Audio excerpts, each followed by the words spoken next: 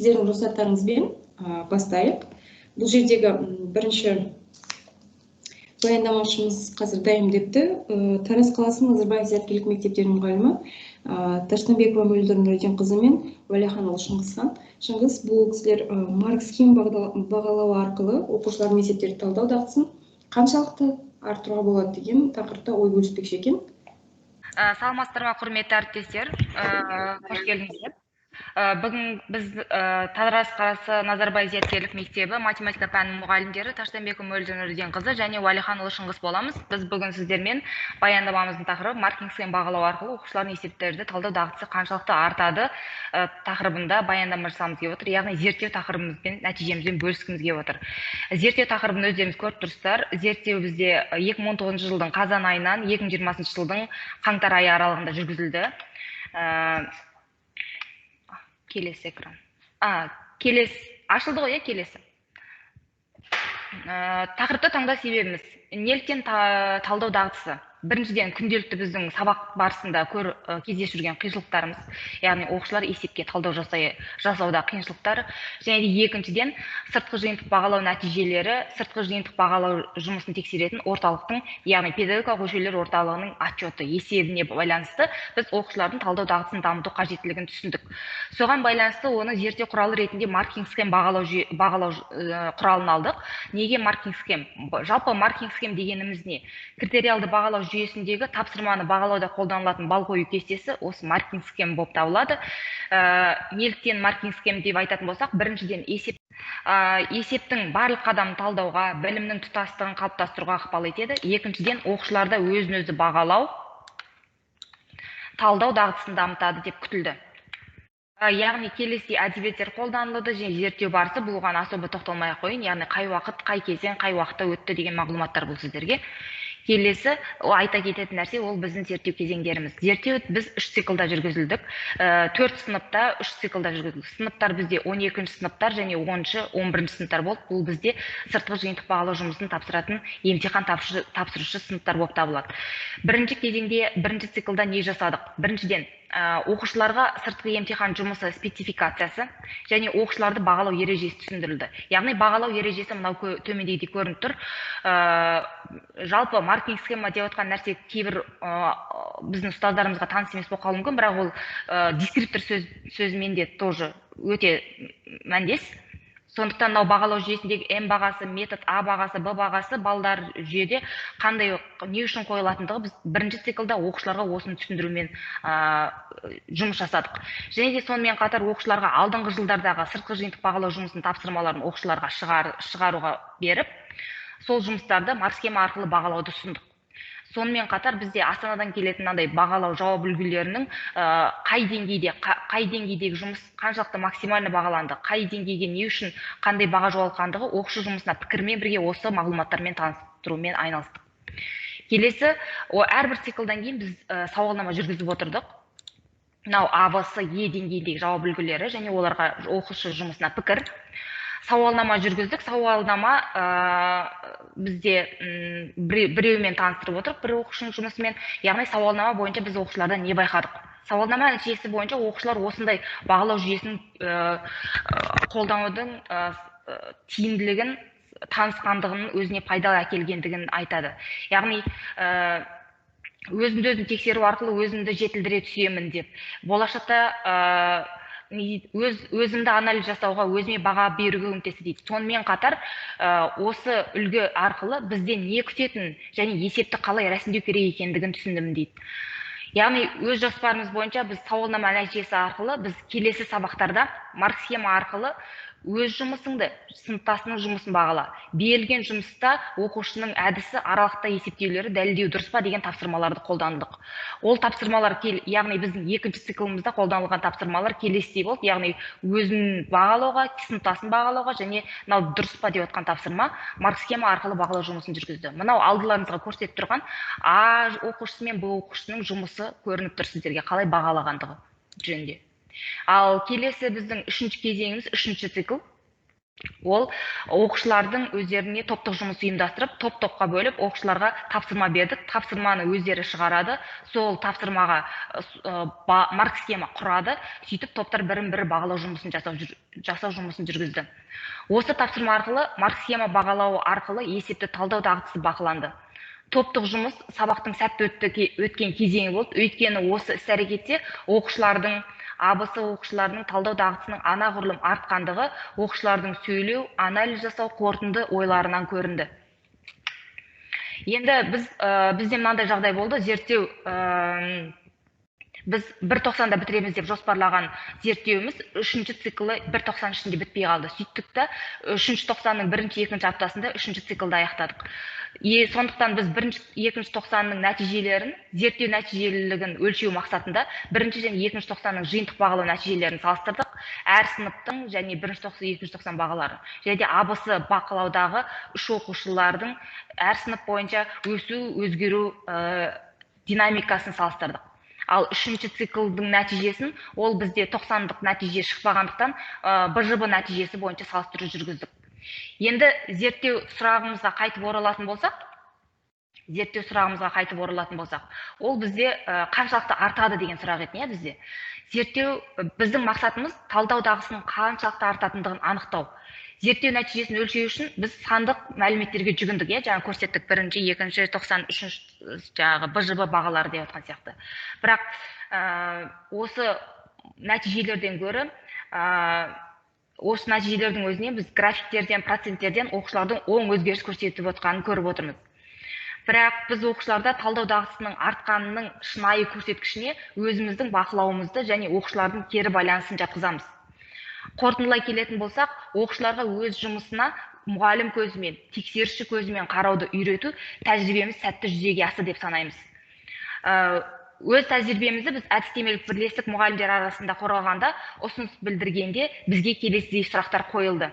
Яғни, оқушылар білімге емес, тек баға үшін оқу, балл жинау жағына бұрып кету қаупі бар ма деген сияқты. Бұл сұрақ сіздерде де туындауы мүмкін. Әзірге біздің ойымыз қаупі жоқ. Бір оқпен екі қоян атып жатырмыз деп есептейміз.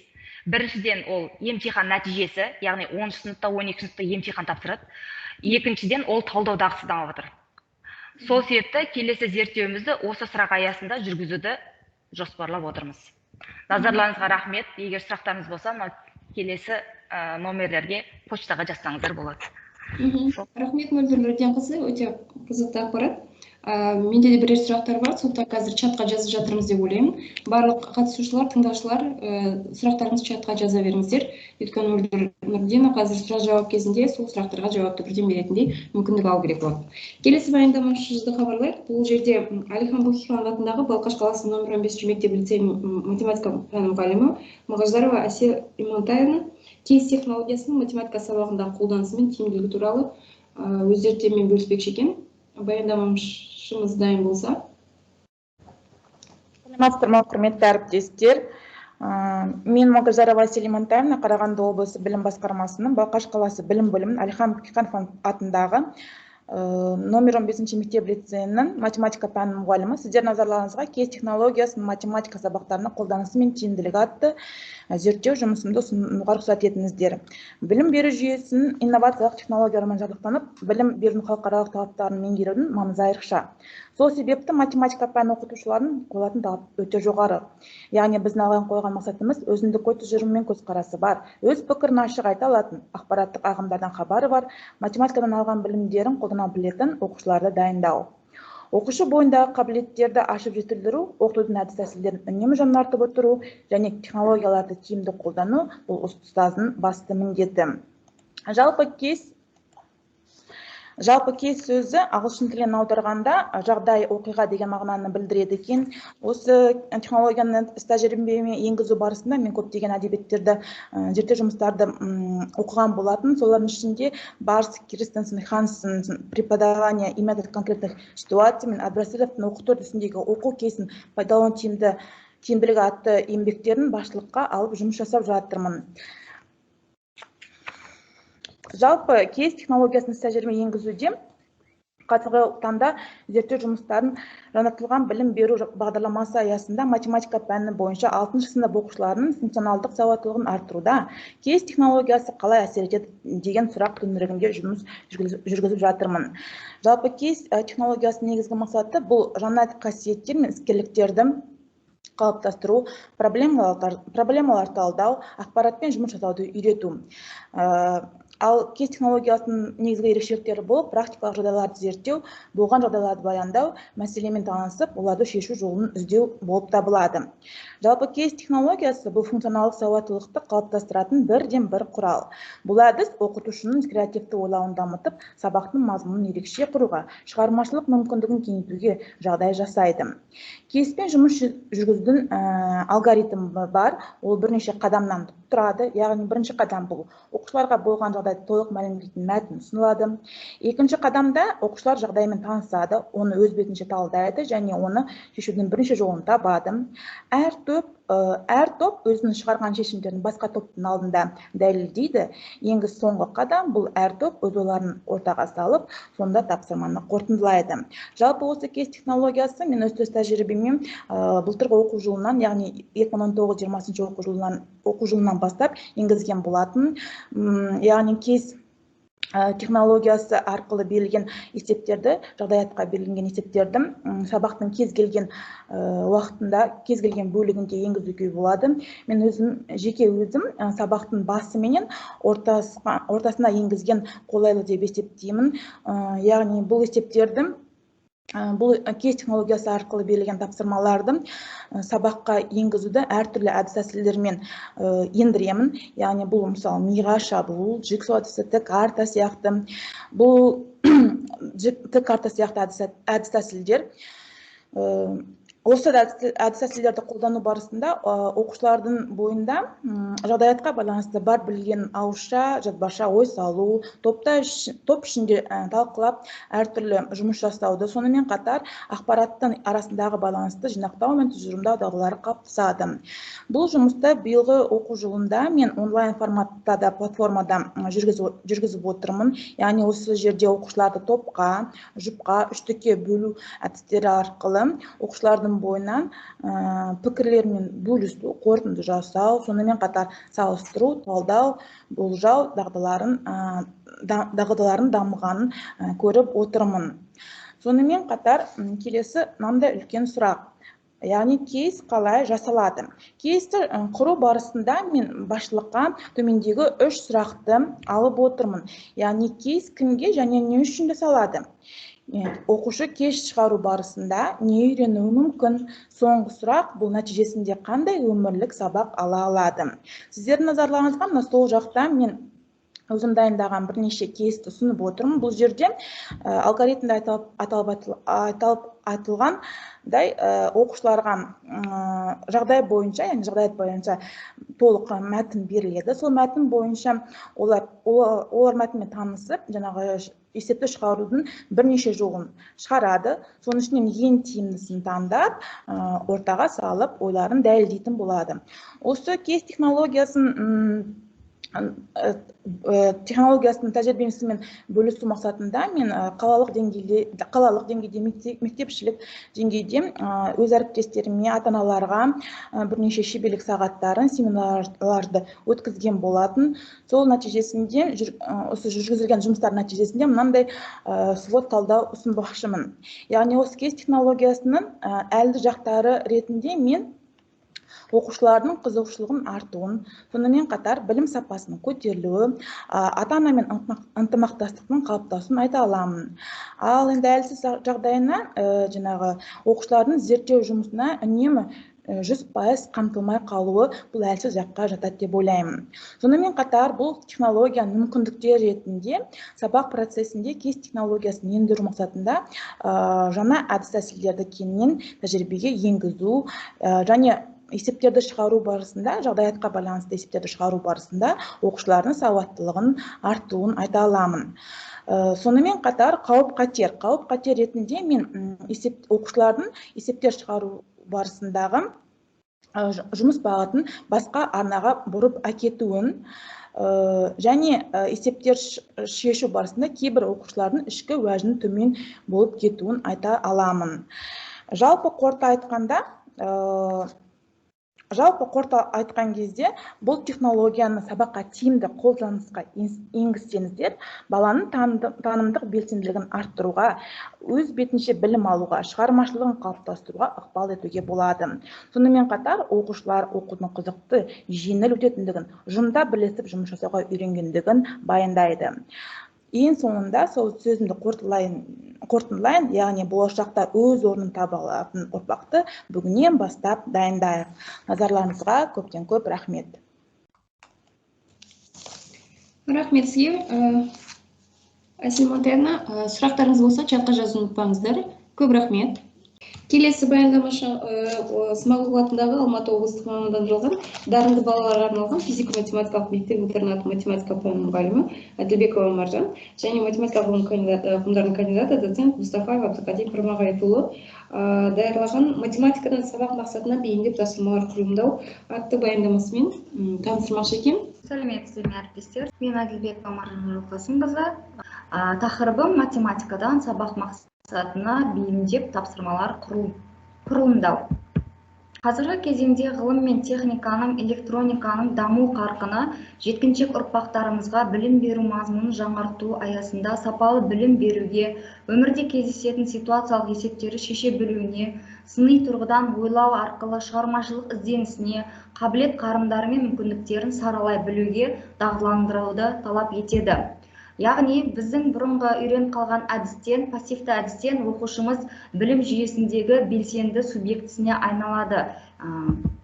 Демек, бұл мақсатты жүзеге асыруда мұғалімнің кәсіби құзыреттілігі мен қатар оқушылардың қабілет қарымдары мен жас ерекшеліктеріне ерекше мән берген дұрыс. Себебі сіздің алдыңызда отырған оқушылардың психологиялық, жас ерекшеліктері де, қарым қабілеттері де әртүрлі. Бұл мәселені шешуде жаңартылған білім беру бағдарламасы талаптары негізінде әрбір сабақ тақырыптарына сай оқу мақсаттарының барлық, басым көпшілігі және кейбір оқушыларға бейімдеп сабақ мақсаттарын құру қажеттілігі ұсынылады. Яғни біздің жаңартылған білім беру бағдарламасы солай ұсынады. Ал математикада сабақ мақсатына сай тапсырмаларды жинақтап, оқушылардың қабілет қарымдарына үйлестіре беру, ол әрбір ұстаздың ізденістілігін, біліктілігін, білімділігін, тәжірибелігін талап етеді. Дегенмен математика пән мұғалімдері басым көпшілігі бұл мәселені деңгейлік, яғни төмен, орташа, жоғары тапсырмалармен беру арқылы шешіп жатады. Бірақ кейбір оқушылар өздеріне берілген жоғары деңгейдегі есептерді шығара алмай, яғни жоғары деңгейдегі оқушы өзінің мақсатын, өзінің біліктілігін жоғары санап, жоғары деңгейде берілген есепті шығара отырып, сабақ мақсатына жете алмай қалуы мүмкін. Себебі ол сол өзіне жүктелген жоғары деңгейде есепті шығара алмай қалса, сабақтың мақсатына жете алмай қалады деген сөз. Себебі ол төменгі жақтағы, төменгі деңгейдегі есептерді шығарған жоқ. Сондықтан да сіз оқушыны қалай бағалайсыз? Оның бұрынғы еңбектерін жақсы оқиды, жақсы бала деп өтірік баға қоясыз ба? Әлде шынымен де сол сабақта алған төмен бағасын қоясыз ба? Бұл жағдайда оқушының жағдайына, психологиялық жағдайына жақсы әсер етеді. Жақсы әсер еткенмен де өзін басқа жақтан ойлай бастайды ол. Бұл мәселені шешуде біз өз тәжірибемізде қолданған саралау тапсырмаларды дайындауды ұсынамыз. Яғни, бір тапсырмаға немесе тапсырмалардың өзін сабақ барысында саралап беруді ұсынамыз. Ол қалай жүзеге асады? Яғни, ол 3 этаптан тұрады. Бірінші этапта барлық, екінші этап басым көпшілігі орындау қажет болса, үшіншіге деңгейге тек кейбір оқушылар ғана жете алуы мүмкін. Яғни өте қабілетті оқушылардың өзі осы бірінші, екінші деңгейлерден өтуі керек. Сонымен жақсы өзінің бағасын алады, шынайы ең бастысы өзінің әділ бағасын алып шығады. Себебі ол өзіне жүктелген жоғары деңгейде есепті шығара алмаса да, ол бірінші, екінші этаптағы деңгей төмен есептерді шығару барысында сабақ мақсатына жете алады. Осы ойымызды мысал ретінде көрсеткімізге отыр. Бұл оқу мақсаты екінші сыныптың математикасы сандық есептерді әртүрлі сандардан тұратын басқа тұрғыштарды ауыстырып қоюға және өлшеуге берілген логикалық есептерді зерттеу және шығару. есептің берілген 1-ден 9-ға дейін сандарды берілген шаршы көздеріне тігінен, көлденеңіне не қиясынан қосындысы 15-ке тең болатындай сандарды орналастыруымыз керек. Берілген уақыт аралығында оқушы осы тапсырманың бәрін орындап шыға алмауы мүмкін. Сондықтан да осы тапсырманы саралап беруді ұсынамыз. Яғни А деңгейінің оқушылары, яғни барлық оқушылар жасау керек өз деңгейіне қарамастан, ол жоғары деңгейде болса да, берілген сандарды 3/3 өлшемде кестенің сиқырлы шаршы бола ма, жоқ па екен бірінші тексеріп алады. Екінші, төменгі деңгейдегі оқушылар, яғни 1-ден 9-ға дейін сандар тек жаттық немесе тік жолдар бойынша немесе қия жолдар бойынша ғана қосындысы 15-ке тең болатындай етіп орналастырады. Б деңгейі оқушылардың басым көпшілігі орындаулар қажет, яғни 1-ден 9-ға дейін сандарды тек жаттық және тік жолдар бойынша немесе жаттық жолмен қиялары бойынша қосындылар 15-ке тең болатындай етіп орналастырады. Ал С деңгейі, яғни кейбір оқушылар орындаулар қажет, ол 1-ден 9-ға дейін сандарды жаттық та, тік те және қия бойынша да қосындысы 15-ке тең болатындай етіп орналастыру қажет. Ал оқушылар өздерінің қабілеттеріне байланысты қажетті деңгейді орындайды және орындай алған жеріне дейін орындап өз бағасын әділ алады. Енді жоғары сыныпқа арналған 8-ші сыныптың бет теоремасы және оның қолданылуын оқу мақсатына бізде берілген, осы теңдеу берілсе, осы теңдеуді қалай саралап беретін едіңіз? Яғни А деңгейі барлық оқушылар орындау қажет. Теңдеу түбірлерінің қосындысының квадратын табу, теңдеу түбірлерінің қосындысы мен көбейтіндісінің қосындысын табу және теңдеу түбірлерінің кері шамаларын қосындысын табу. Б деңгейі оқушылардың басым көпшілігі орындаулары қажет, яғни теңдеу түбірлерінің квадраттарының қосындысын табу, теңдеу түбірлерінің кері шамаларының квадраттарының қосындысын табу. С деңгейі кейбір оқушылар орындаулары қажет, яғни теңдеу түбірлерінің кубтарының қосындысын табу, теңдеу түбірлерінің кері шамаларының кубтарының қосындысын табу. Яғни С деңгейінің өзін оқушы А және Б деңгейін өткеннен кейін ғана орындауы керек. Осындай саралау әдістерін сіздерге ұсынып отырмыз. Бұл саралау тәсілінен біз не көреміз? Бірінші тапсырманы бірнеше деңгейге бөлуге болатынын көреміз, яғни бір есептің өзін деңгейлеп беруге болатынын көреміз. Бірнеше тапсырмалардың бірі-бірімен үйлестіре деңгейлерге келтіруге болатынын анық көреміз. Бұл тұрғыдан тапсырмалар саралау арқылы оқушылар тақырыпты жетіп түсінуге, есептеу алгоритміндегі сабақтастықты ұтымды пайдалануға және өзін өзі әділ бағалауға оқушыларды дағдыландырамыз. Яғни әр оқушы өз деңгейін біліп, ары қарай қандай бағытта жылжу керек екеніне өзіне мақсат қойып отырады. Назарларыңызға үлкен рахмет. Көп рахмет, Маржан. Келесі баяндамашымыз Семей қаласы Шәкәрім атындағы университетінің 4-ші курс студенті Карбекова Тойжан болатыны, ғылым жетекшісі Нұрсұлтанова Абдусафа Кажиевна. Орта мектепте комбинаторика, оптималды және статистиканы оқыту жайлы өзінің тәжірибесімен бөліспек екен. Сәлеметсіздер ме, құрметті конференция қатысушылары. Менің аты жөнім Карбекова Тойжан, ғылыми математика мамандығының 4-ші курс студентімін. Менің дипломдық жұмысымның тақырыбы экономикалық есептердегі ықтималды статистикалық әдістер. Ғылыми жетекшім Нұрсұлтанова Гүлзифа Кажиевна. Зерттеу жұмысымда келесі тақырыптар бойынша мәліметтер келтіремін. Жаратылыстану ғылымдары бағытындағы болашақ математиктердің кәсіби қызметі экономикалық, қаржылық, техникалық және тағы басқа процестерді талдаумен қатар орта оқу орындарындағы оқытумен де байланысты. Сондықтан қазір орта мектепте комбинаторика, ықтималдық және статистиканы оқыту тақырыбындағы зерттеу жұмысымызды ұсынамын. Гүлзифа Кажиевна ғылыми және білім беру математика мамандығы студенттерінің ықтималды статистикалық дайындығын зерттеумен айналысады. Өзімнің зерттеу жұмысымда осы зерттеу жұмысының нәтижесі болған жетекшімнің әзірлеген оқу әдістемелік құралдарына сүйендім. Қазіргі уақытта ықтималдық теориясы ғылым және қолданбалы қызметте маңызды орынға ие болды. Оның идеялары мен нәтижелері тек техникалық және жаратылыстану ғылымдары ғана емес, сонымен қатар байланыс, экономика, өндірісті ұйымдастыру және тағы басқа ғылым салалары қолданылады. Мектептегі математика курсында ықтималды статистикалық бағытты жүзеге асыра алатын мұғалімдердің әдістемелік дайындығы ерекше мәселе болып табылады. Зерттеудің өзектілігі. Мектепте ықтималдық теориясы мен математикалық статистиканың маңызды элементтерін үйрену қажеттілігі. Зерттелетін материалдың жаңашылдығы және мектеп математика курсында осы материалды оқыту әдістемесінің нашар әзірленуі. Мақсаты орта мектеп оқушыларының статистикалық ойлауын дамыту. Міндеті мектеп математика курсында стохастикалық желінің қалай құрылатындығын талдау, комбинаторика, ықтималдық және статистика факультативінің тақырыптық жоспарын қолданбалы сипаттағы есептермен толықтыру және 2020-21 оқу жылының 2 семестрінде өндірістік практикадан өту кезінде факультативті апробациядан өткізу. Ықтималдық статистикалық желі комбинаторика, ықтималдық және статистикадан тұрады. Статистикалық ойлау 3 компонентті қамтиды. Ол комбинаторлық ойлау, қарастырылып отырған құбылыстың барлық нәтижелерін анықтау. Ықтималды интуиция, мүмкіндіктерді бағалау, гипотезалар мен ұсыныстар жасау. Және статистикалық мәдениет, құбылыстардың сипаты туралы дұрыс тұжырымдар алу үшін статистикалық ақпаратты қабылдау, оқу, талдау және оны әртүрлі формада ұсыну мүмкіндігі кіреді. Біз балаларды ықтималды жағдайда өмір сүруге, яғни кездейсоқ нәтижелері болатын әртүрлі жағдайларда негізделген шешімдер қабылдауға үйретуіміз керек. Зерттеу барысында комбинаторика, ықтималдық және статистика курсы бойынша факультативті сабақтарды өткізу үшін тақырыптық жоспардың үлгісін жасадық. Біздің арнайы курста 3 бөлім қарастырылады. Ол комбинаторика элементтері, ықтималдық теориясының элементтері және статистика элементтері.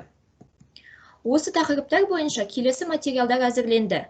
Шешім қабылдау ағашын құру алгоритмі, бұтақтар әдісі және графты қолдану. Ықтималдықтар анықтамасы, статистикалық анықтамасы, классикалық анықтамасы, геометриялық және гипергеометриялық анықтамасына мысалдар келтірдік. Сонымен қатар, ықтималдық теориясының әртүрлі орналық схемалар. Бұл жерде қосу және көбейту теоремалары және толық ықтималдықтың формуласы. Және де ең бастысы ол экономикалық есептердегі ықтималдықты қолдану. Бұл жерде статистикалық ықтималдық. Статистикалық ықтималдықтың көмегімен ағымдағы жылы банк берген несиелер санының мерзімінде қайтарылмайтын несиелер санын таба аламыз. Толық ықтималдық формуласы доллар құнының 90 ішінде жоғарылауының және төмендеуінің ықтималдығы берілген кезде фирманың пайда табу ықтималдығын табуға мысалдар келтірдік. Тәуелді оқиғаларды көбейту теоремалары. Фирмадағы жұмысшылардың жалақылары берілген болса, және де тілдерді бөлуге байланысты мәлімет берілген кезде біз оның ықтималдығын есептей аламыз. Сонымен қатар бұйымдарға байланысты есептерге мысалдар келтірдік.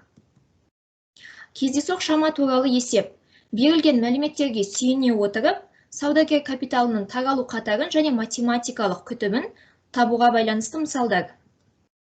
Медиана және арифметикалық ортаға байланысты мысалдар. Компания президентінің орынбасарлары және жұмысшыларының арасындағы жалақылары берілген, осыған байланысты арифметикалық ортасын және медианасын таба аламыз. Одан кейін несиеге байланысты. Және де математикалық статистика есептері, интервалды статистикалық қатар. Қазіргі кезде Семей қаласының радиотехника және байланыс колледжінде өндірістік практикадан өтіп жатырмын. Бұл жердегі 15-16 жастағы оқушылардың тізімі, бұл менің кураторлық тобым, 132 топтың студенттерінің тізімі. Біз арифметикалық орта, дисперсия орта квадраттық ауытқуы таба аламыз. Статистикалық қатардың сандық сипаттамаларына байланысты мысалдар.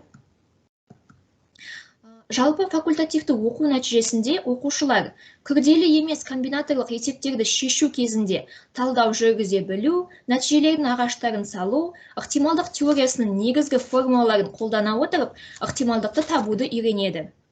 Зерттеу қазіргі кезде радиотехника және байланыс колледжіне осы факультативті енгізіп отырмын, және де болашақта да зерттеу жұмысымды ары қарай жалғастырамын.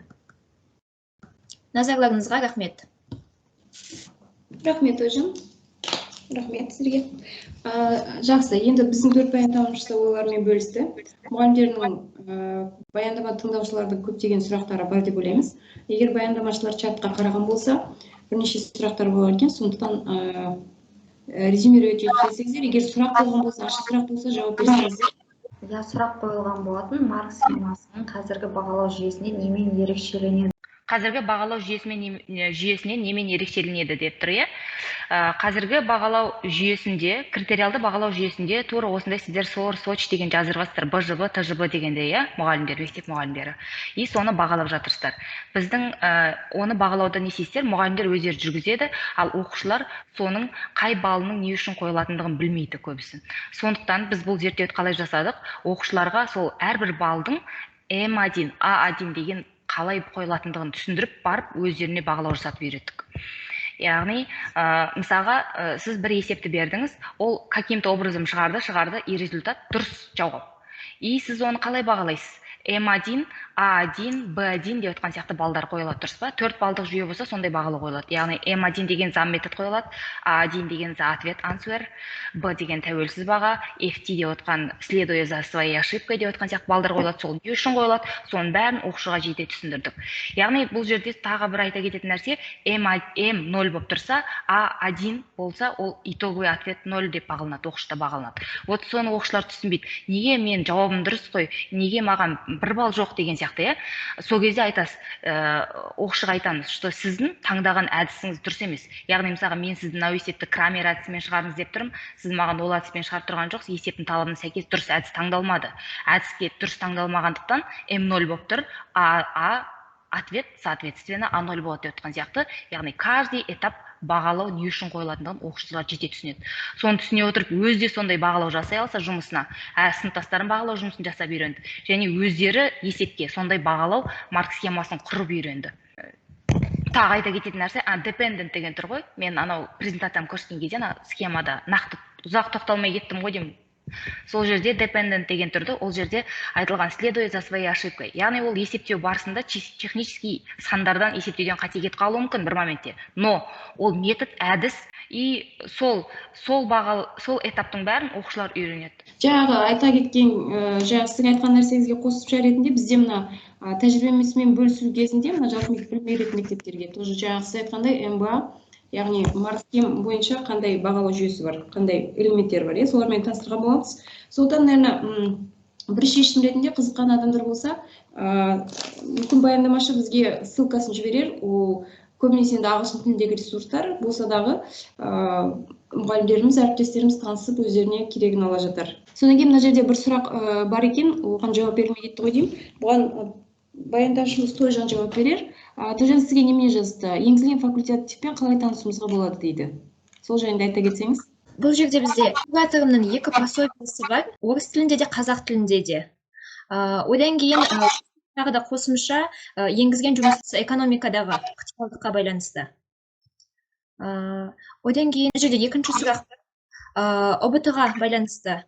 ОБТ-да да, яғни байланысы бар, бұл есептер ОБТ-ның мысалдарынан да біз алған боламыз, және де пайдасы болып жатыр. Яғни түсіндірген кезде де, және де мысалдарды біз алып, соған кіргіздірдік.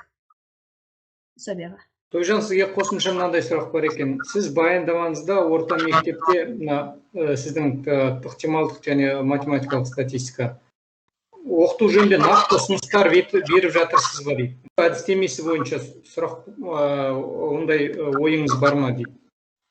Бұл негізінде дайын болған пособие, комбинаторика, ықтималдық және статистика деген мен жетекшімнің.